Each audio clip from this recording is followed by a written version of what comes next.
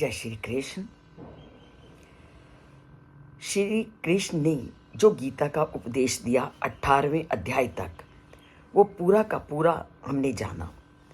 परंतु जब हमने गीता को आरंभ किया था तो इसका जो रिटन मटेरियल था वो हमने पहले अध्याय से सबको भेजा, परंतु जो इसकी वीडियो बनानी शुरू की वो हमने छठे अध्याय से की।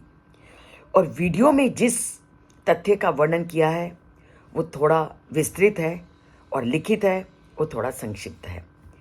तो आरंभ के जो अध्याय थे उनका जो विषय वीडियो में नहीं बन पाया था उसको हम एक एक करके रोज उस अध्याय के उस श्लोक को आपके सामने भेजने का फिर प्रयास कर रहे हैं। और इसके लिए हम चलते हैं गीता के शुरू के अध्यायों में और शुरू के श्लोकों की ओर। अब सबसे पहले प्रश्न ये उठता है कि व्यक्ति डरा हुआ क्यों रहता है, क्यों व्यक्ति का मन भयभीत रहता है। इसका उत्तर भी हमें कौन देती है? गीता। और अब जो हम विषय लेंगे वो यही होगा कि ऐसा क्यों होता है और उसका गीता में उसका क्या उत्तर है। और आज हमारा प्रश्न है कि व्यक्ति क्यों डरा हुआ होता है। और गीता के पहले श्लोक में ही हमने डरा हुआ किसको पाया? धृतराष्ट्र को। और वो डरा हुआ क्यों था? क्यों धृतराष्ट्र डरे हुए थे? क्योंकि उन्होंने अन्याय का सहारा लिया था, उन्होंने नीतिपूर्ण कार्य नहीं किया था। तो धृतराष्ट्र को जब भी व्यक्ति संसार में अन्याय के मार्ग पर चलता है, नियमों का पालन नहीं करता, अध्यात्म के मार्ग से हट जाता है, तो हमेशा वो डरा हुआ रहेगा। तभी तो उन्होंने संजय से सबसे पहले जब युद्ध आरंभ होने लगा तो उन्होंने संजय से क्या पूछा कि धर्म क्षेत्र कुरुक्षेत्र में कि मेरे और पांडवों ने क्या किया, मुझे पूरा विधिवत बताओ। और संजय ने इसका क्या उत्तर दिया होगा? और ये प्रश्न धृतराष्ट्र ने संजय से क्यों पूछा? और ये इसीलिए पूछा क्योंकि धृतराष्ट्र डरे हुए थे। और डरने का उनका सबसे बड़ा कारण क्या था? कि उन्होंने अनैतिकता को जीवन में अपनाया था, उन्होंने नियमों का उल्लंघन किया था और वो सत्य के मार्ग से हट चुके थे। और ये सभी जानते हैं कि वो आध्यात्मिक ज्ञान से वंचित थे। अगर आध्यात्मिक ज्ञान उनमें होता तो वह कभी भी इस युद्ध को होने ही नहीं देते। ये सारी जब कमियां व्यक्ति में आ जाती हैं तो उसके मन में डर पूरी तरह से समा जाता है। और इसकी गवाही कोई नहीं दे सकता, इसकी गवाही व्यक्ति अपने आप ही वो जानता है, क्योंकि कभी भी कोई भी व्यक्ति किसी के मन को नहीं जानता। धृतराष्ट्र को अपने मन में अच्छी तरह पता था कि उन्होंने अपने भतीजे पांडव पुत्रों के साथ अन्याय किया था और उन्हें भली भांति ये ज्ञान था। और उनके अंदर जो उन्होंने ये अन्याय किया था उस अन्याय के कारण अपराध बोध भी था, क्योंकि ये अपराध किया था कि उनका न्यायोचित हिस्सा उन्होंने अपने भतीजों को नहीं दिया था। जब तुम अपराध करोगे, जब तुम अनैतिकता का सहारा लोगे, जब तुम नियमों को उल्लंघन करोगे तो डर तुम्हारे ऊपर हावी हो जाएगा। जिस दिन तुम इन तीनों पर काबू पालोगे, इन तीनों को जीत लोगे, तो डर अपने आप आपसे दूर भाग जाएगा। तो अपराध बोध के कारण धृतराष्ट्र युद्ध के परिणाम के कारण चिंतित था। उसको पता था अंदर से कि उसने गलत किया है। सामने से मानो या ना मानो, पर व्यक्ति के मन की आवाज़ उसको बता देती है कि तुमने अब गलत मार्ग पे हो या ठीक मार्ग में। और हम क्या करते हैं, अपनी उस अंतर आत्मा की आवाज़ को दबा लेते हैं और ऊपर से ये प्रदर्शित करते हैं कि हम जो कह रहे हैं या हम जो कर रहे हैं वो ठीक है। और वही धृतराष्ट्र ने किया। वो पूरी तरह से गलत थे, परंतु कहीं भी उन्होंने सत्य के मार्ग पर चलने पर अपने रास्तों को नहीं अपनाया। सत्य के मार्ग का उन्होंने अनुसरण ही नहीं किया।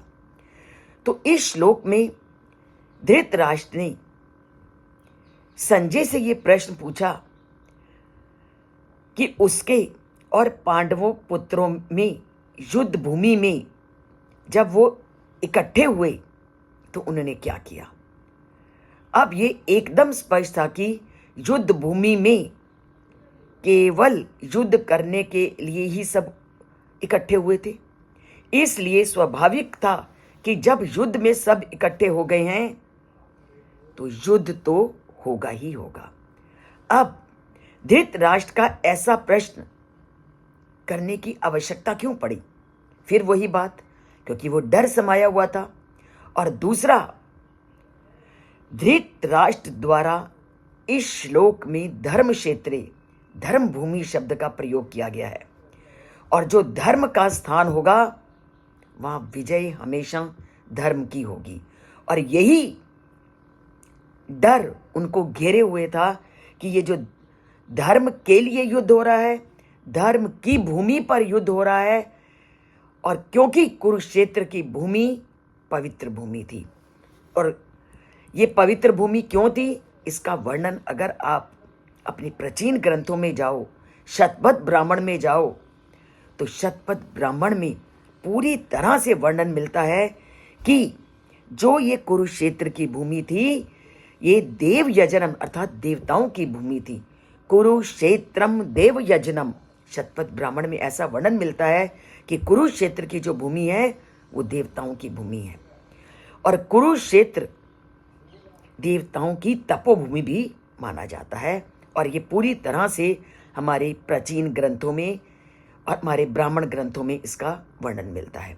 अब जो भूमि पवित्र है, जो भूमि धर्म स्थल है, और वहाँ अगर धर्म के लिए युद्ध हो रहा है तो वो भूमि धर्म का साथ देगी कि अधर्म का?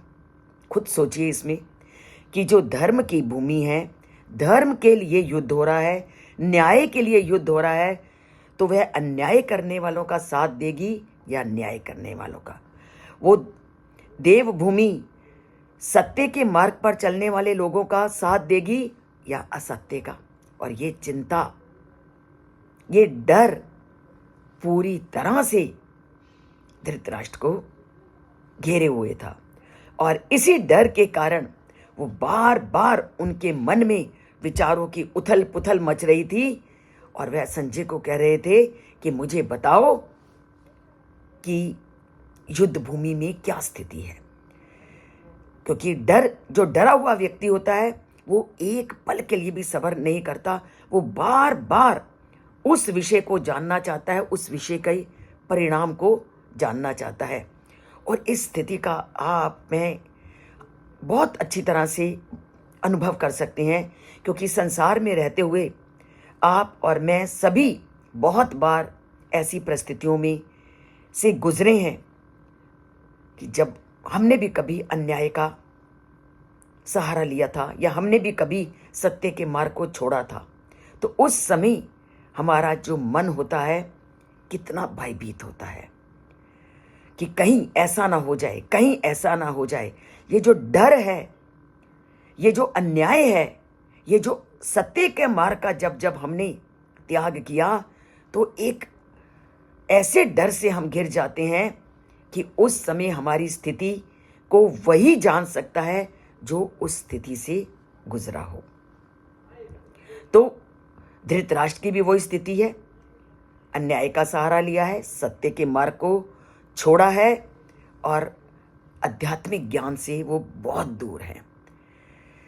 तो इसलिए उन्हें ये डर था कि इस भूमि में कहीं उनकी हार ना हो जाए और उनका सारे राजपाट उनके भतीजों के पास ना चला जाए। तो धर्म विरुद्ध जब भी कोई आचरण करेगा तो उसका भुगतान तो उसका करना ही पड़ेगा। और उसके अलावा धृतराष्ट्र के मन में और क्या शंका थी, और उनके मन में सबसे बड़ी शंका ये थी कि वो युद्ध कहाँ हो रहा था, धर्म भूमि पर, देव भूमि पर। तो उनको ये डर था कि ये देव भूमि में अगर युद्ध हो रहा है तो कहीं उनके पुत्र दुर्योधन का मन भी उस देव भूमि में जाकर पलट ना जाए, अर्थात धर्म उस पर हावी ना हो जाए और वो युद्ध मना करके सारा राजपाट पांडवों को ना दे दे। तो कितने विरोधी विचार धृतराष्ट्र के मन में उत्पन्न हो रहे हैं, और ऐसे अनेक प्रकार के विचार मनुष्य के मन में तब उत्पन्न होते हैं जब जब वो गलत रास्ते पे चलता है, अन्याय का साथ देता है और बुरे सत्य को छोड़कर असत्य का सेवन करता है। तो इन विचारों का, इस डर का आना स्वाभाविक है। तो हमारे मन को कभी भी डर ना घेरे, हमारे मन में कभी भी बुरे मार्ग पर चलने का विचार ना आए, तो गीता से जुड़े रहिए, गीता को सुनते रहिए। इसका हर श्लोक हर रोज पढ़ने पर एक नया भाव, एक नई शक्ति तुम्हारे अंदर उत्पन्न करेगा, और उस शक्ति से जब व्यक्ति युक्त होता जाएगा तो डर उसके अंदर निकल जाएगा। क्योंकि जब व्यक्ति के अंदर ज्ञान आ जाता है तो वो अज्ञानपूर्ण रास्ते को चुनता ही नहीं है, वो सत्य से परे हटता ही नहीं, वो अन्याय का सेवन करता ही नहीं। जब अन्याय को नहीं चुना, सत्य को नहीं छोड़ा और ज्ञान क्या तुमने अपनाया, तो डर तो कोसों दूर होगा ही। तो डर को भगाना है अपने अंदर, निडर रह कर के जीवन को जीना है।